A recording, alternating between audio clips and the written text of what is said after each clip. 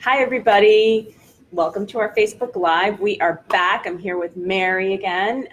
It's still Able to Save Month, so we're back here today to talk about the top 10 questions we always receive about Able accounts.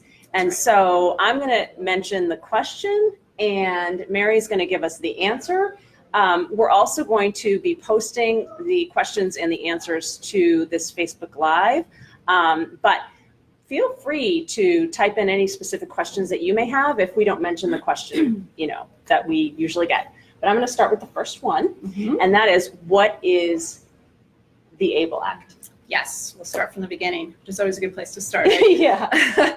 So the ABLE Act, the acronym actually stands for Achieving a Better Life Experience. Okay.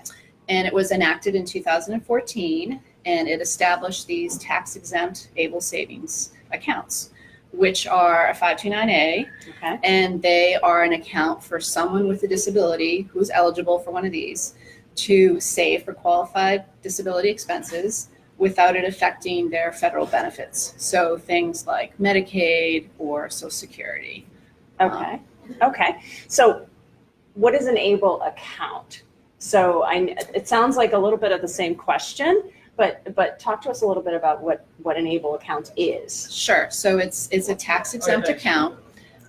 Someone has to be eligible. We're going to talk about what the criteria is for the eligibility for these, but it's a tax-exempt account for someone with a disability to save for qualified disability expenses. And we'll talk about what those are, some things like education, healthcare, housing. Okay. They can save without it affecting their federal benefits. So meaning they can save over $2,000 without it impacting their federal benefits. Okay. And I know we didn't mention Attainable, which is the name of the ABLE plan in Massachusetts. Do you want to tell us what Attainable is? Yeah, because sometimes I feel like people get a little confused. What's an ABLE account? What's Attainable?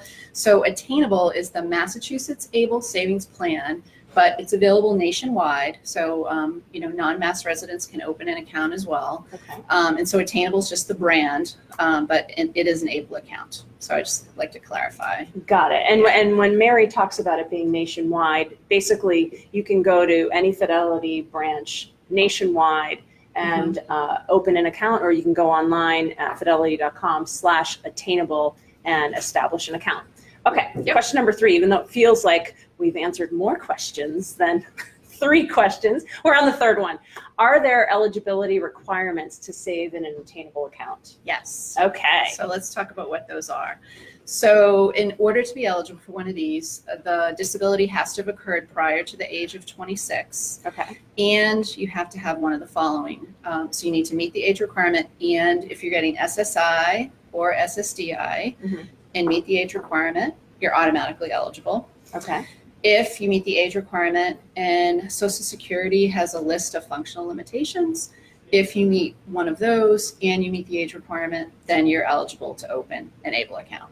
Okay. So it's as simple as that. Okay. And I have a follow-up question to number 3. So the follow-up question is when you open the account, does the account ask you those questions? I think you don't need to have documentation. Well, I shouldn't say that. You don't need to, we tell people you should have documentation. You should have a certified letter from a licensed physician stating you do indeed have this disability. You do need to have that. Okay. But when you're opening an account, you're just self-certifying essentially when you open one of these. Yeah. Okay. Okay, great. All right. Question number 4. Who is the owner on an Attainable account? So the account owner or the beneficiary is the person with the disability. So they are the account owner for an ABLE account. Okay. And question number 5, what are considered qualified disability expenses? Sure. So there's a list, categories, things like healthcare, education. You can use it to pay for college tuition, transportation, employment training. You can use it for that. Housing, I think we'll talk about a little bit more about that, but you can use it for housing. So there's a list of qualified expenses. You can see more of that at fidelity.com/attainable or on the MEFA site, which is mefa.org/attainable, yes, the landing page. But I just tell people it's not exhaustive. It has to relate to the disability, but there are definitely going to be some things that fall outside that, like if your child had a disability, needed to go to therapeutic camp, would that be covered? Yes, that would be covered. So That's awesome. yeah. Wow. Okay. What are the benefits of an attainable account? I feel like we've talked a lot about this, but if you can tell us a little bit more about when someone asks you, I know we get a lot of phone calls or you're out in public, Sure. and people want to know, well, what are the benefits of an attainable account? What would you say? So I'd say, the real benefits are it's tax exempt, so you're not going to pay federal or in Massachusetts taxes on the earnings. Yep. It's really quality of life independence. People can now save over the $2,000 asset cap having one of these accounts, so they're able to work. So it's Right. really, again, just financial independence, financial literacy, quality of life. It really brings together all those components. That's wonderful. Yeah. That's really wonderful. Mhm. And so are there any limitations to having an attainable account? In terms of, Just any account limitations? oh, so you can save up to $15,000 currently Okay. in a calendar year, and the savings can't go over $400,000. So that is the cap in one of these accounts. Okay. Well, that's a big limit. Mm-hmm. Yeah. That's a huge, Okay. huge limit. So question number 8, how can an attainable account work with a trust for paying expenses? Yeah, so I get this. That seems like a big question. I get this question a lot. People say, "What should I have? Should I have Yeah. a trust? Should I have a attainable account?" I actually say they're both great tools, and they can work really nicely together because you can pay housing directly from an ABLE account, and you cannot do that with a trust, or else your benefits would get affected. So, but if you have both, you can actually move the money from the trust to your ABLE account and then pay your housing expense. So they see. can work nicely together that way. Yeah, and it seems as though trusts they obviously existed before ABLE accounts, Right, right? So right. this is probably why it's really a popular question. Yeah, and Right? ABLE gives you, I think, more flexibility in spending in terms of your access to the money versus a trust. Got it. Okay. Mm-hmm. Do you think that the qualifying age of 26, I guess this is a question, not do you think, but will the qualifying age of 26 get raised? So actually, that's a great question. So actually, there's a bill pending before the Senate now. It's the ABLE Age Adjustment Act. And so they're looking to raise the age to 46. So if that happens, that would be great because Yeah. currently there may be some people who have a disability occurred after, the age of 26 and they're not eligible. So Yeah. so there's this bill pending, which is great. That would be amazing. Yeah. And does something like that get enacted pretty quickly, or how does that? It's still pending, so it's hard to say really when that's going to happen. But I think that from what I've heard, it sounds like it's promising. That's great. Yeah. That's great. Okay, we're on the last question. I don't know if anyone has sent us any questions above and beyond the 10, which means we probably are nailing it with all these great questions.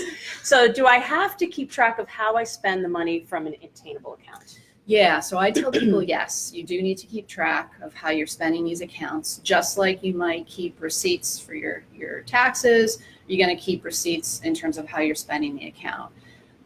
One thing I like to share with people is Fidelity. You can link, when you open Attainable, you can link Attainable to what they have called a cash management account, Okay. which essentially operates like a checking account.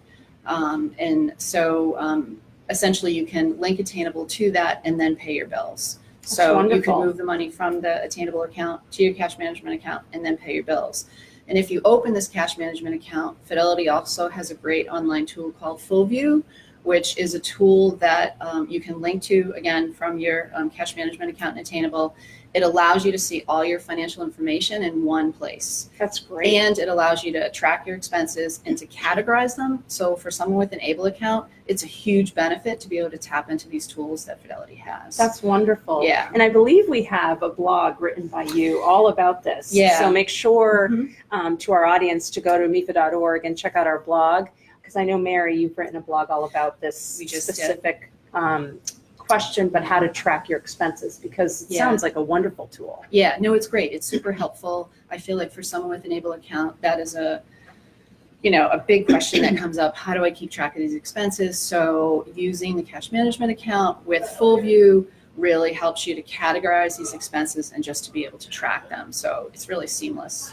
And again, I guess to wrap it up, it makes me want to go back to question number 6, which is what are the benefits of an Attainable account? Because to this question number 10, how to spend the money, you talked about financial independence, right? If you could respond to that question again, what are the benefits of it? Having just gone through question 10, really it's about financial independence. It's totally about financial independence. I actually had a woman call me last week who I met at a conference, and she had opened an Attainable account. She was super excited because she was going to start working, and she had some other questions, but she was so happy that she was going to be able to, to work and be able to save over the $2,000. So these accounts are just so impactful for people. It's really quality of life, independence. It's everything. It's all of these things combined, and being able to save. Yeah. So so they're just, it's a great tool. It's really, wonderful. Yay. Yay. That's great. Well, we want to thank you for joining us. I know that, so the month of August is Able to Save month. If you're on Twitter, you can check out the hashtag Able to Save, and you can read all kinds of conversations around Able to Save. We've been really excited to promote Able to Save this month, and we're promoting it all year really because this is such a great product and we offer great tools and obviously great content, and we're all behind this. We think that Attainable is a wonderful product. If you want to learn more, you can obviously go to mefa.org/attainable, and definitely visit fidelity.com/attainable as well, which is where you could establish the account. If you have any questions, feel free to call us or call 1-800-FIDELITY. They will also answer a lot of specific questions about accounts. Are there anything else you want to say? Yeah, I just want to say, if there are Attainable account owners that are out there and they want to share their story, we would love to hear their story. So they can email us at attainable@mefa.org.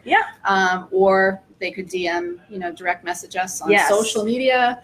And just share your stories. It was great to have that woman call last week and just say, I met you, I was so excited, I opened my account, and now I'm going to, be working. So just encourage people to share their stories. Yes. So thank you very much for joining us, and get out there and get started on saving. We'll see you next time. Take care. Thanks, Mary. Thank you.